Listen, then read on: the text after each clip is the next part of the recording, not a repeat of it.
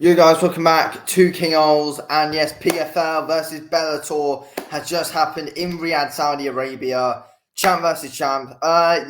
Honestly, I enjoyed that event, to be fair. I really did. We're going to go through that whole main card now, review all the fights, because, we saw some good, solid performances and good fights in there, to be honest with you. Anyway, let's get right onto it with the fight that started the main card, of course, a big AJ McKee win.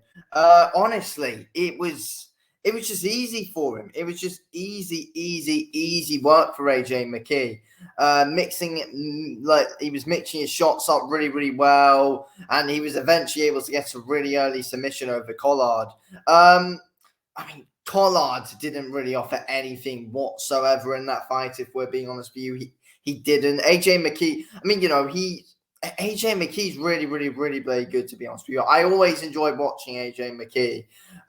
He just mixes it up really well, and he's got such great IQ when he's in there. It's just a fantastic and perfect performance tonight by AJ McKee. Did everything he needed to do and got Bellator off and running from the off. It was great stuff to see from AJ McKee from the very start.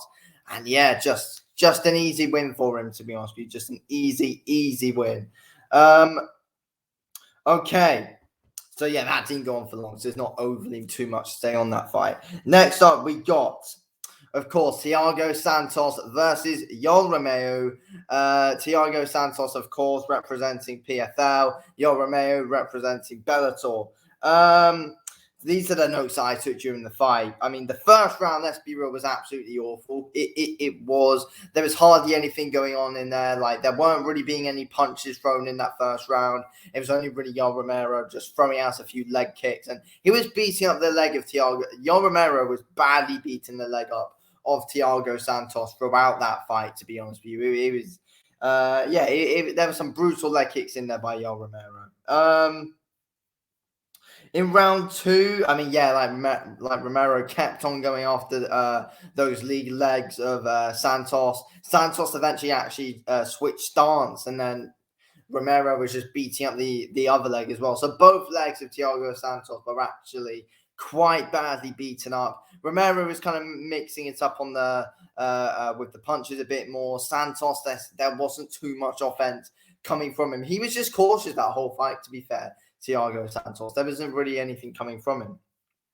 Round three, his Santos's legs kind of started to give in a bit, though, to be fair, and he was unable to punch in range because his legs would just keep on getting out whenever he got in range, and just Romero was just able to pick off his shots really well, go after the leg, he was mixing it up really well. I don't know what Chael Sonnen and the other commentators were talking about, to be fair, the way they were saying, oh yeah, this could have been a close fight. I don't think it was. I scored it 30-27 to Yoel Romero, and I feel, and like the judges, it was a unanimous decision. Two of the judges scored it 30-27 Romero, then the other judge 29-28 to Romero. It's just a dominant performance, really. I don't really see what round you give to Thiago Santos.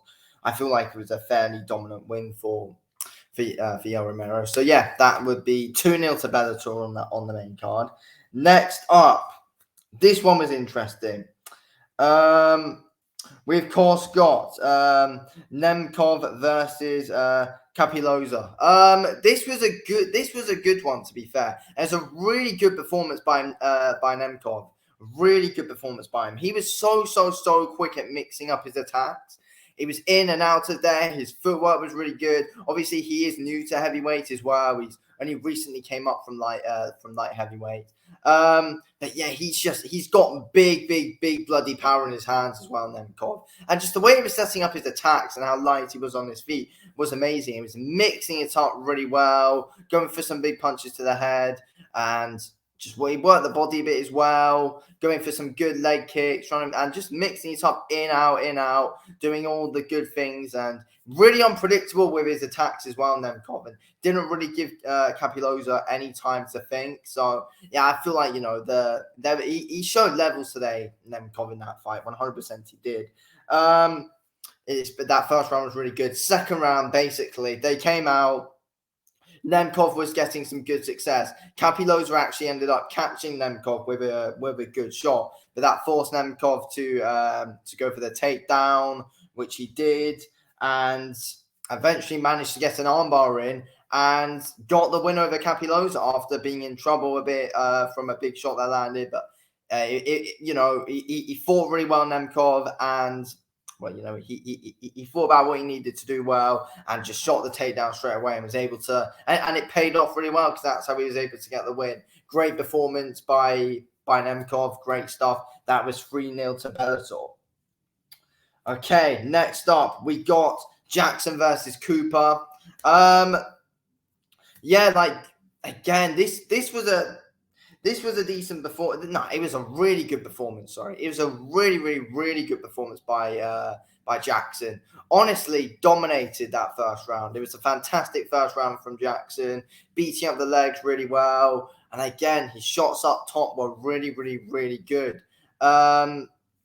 He was trying to actually force. It looked like he was trying to force Cooper to grapple with him at some points in that fight, but he didn't really want to. But it's just a dominant performance, really, to be honest with you. Jackson was way too fast for him. His attacks were really fast. Jackson was just doing all the right things, to be honest with you. He was just doing all the right things in that fight. Fighting at a good, solid, fast pace as well. Then in the second round, Jackson was just destroying the legs. And then throughout that first round, Jackson was destroying the legs of Cooper. Gave him a massive leg kick to start that second round. And then, just followed up with his shots on the floor as he dropped him with that leg, as he dropped Cooper with that leg kick. Followed up with his shots. That was it. Jackson with a big win. That was then 4-0 to Bellator. Fantastic performance from Jackson. If there had to be performance of the night, then who do you give it to? Him or McKee? I don't know. Fierra's was quick as hell as well, but overall, performance-wise, I feel like it would go to McKee or Jackson.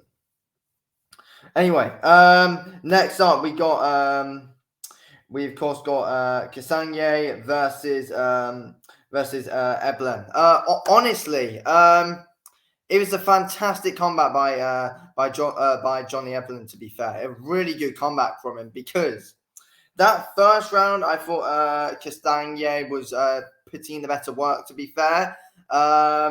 I feel like he was mixing it up a bit better, and Kasanganay looked to be setting that pace in that first round as well. So I gave that first round to him. Second round, he came out firing massive shots and hurt Johnny Eblen badly. He hurt him bad in that second round, going with some big shots. But Johnny Eblen somehow managed to recover and worked really, really well with the wrestling. Got in and managed to get a takedown. Just managed to get a lot of control time on Kasanganay for the rest of the round. He was holding him up against the cage for a bit, but he's able to get some good control time overall. Got him on the ground a bit, and did some good work, Johnny Eblen, to be fair, in that for the rest of that second round. So I think you'd give that one to him, to be fair. Let's be real, Kasanganay only got a few. Let's be real, he won that first minute of that second round. Apart from that, Johnny Eblen just got them, just controlled him really for the rest of that round. So you'd give that one to Johnny Eblen, I think. Then in the third round, I think it was a clear Johnny Eblen round, to be fair. It was clear he was landing the better shots in that round. Eventually managed to get a takedown as well, get a bit more control time. And then at the end of that round, both guys were trading some shots when they were on the ground. But I feel like it was a clear third round. I feel like that third round clearly goes to Johnny Eblen. So, I scored that one, 2-1 to Johnny Eblen. So, I've seen people saying that Kasanganay could have won. I don't think so. I think Johnny Eblen is the deserved winner. Then, of course, we end up getting to our main event. Ryan Fiera versus Ryan Bader. And it went on for, 22 seconds or something like that. It did not go on long at all.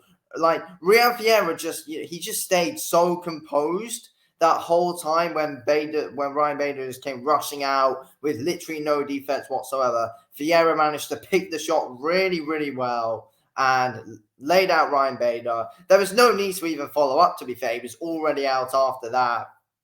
But yeah, fantastic stuff from Vieira, and it sets up a good fight with him and Ngannou. Winning that quickly as well, I feel like that 100% gets people really excited for Ryan Vieira versus Francis Ngannou. Ryan Bader. I mean, honestly, like, I expected Ryan Bader to lose that fight, but not like that. Fair play to Ryan Vieira. Great stuff by him. Would I give him performance of the night? No, because it was like, he didn't really get to perform. It's just, he just needed to pick that big shot when Ryan Bader was just coming forward, literally just really recklessly, and wasn't really timing himself at all. Ryan Bader, he wasn't really thinking too much. But yeah, Vieira won, and he got the only win on the main card for PFL. So yeah, but yeah, basically Bellator absolutely destroyed PFL. And let's be real, I'm not surprised with how everything went. To be fair, I expected I expected Bellator to get the majority of the wins, and I expected Vieira to get the win over Ryan Bader. And that's what happened. But yeah, good solid event, to be fair. I did enjoy it. Anyway, good to make this video here. Thanks for watching the video, King. I'll speak to you in a bit. Thanks for watching.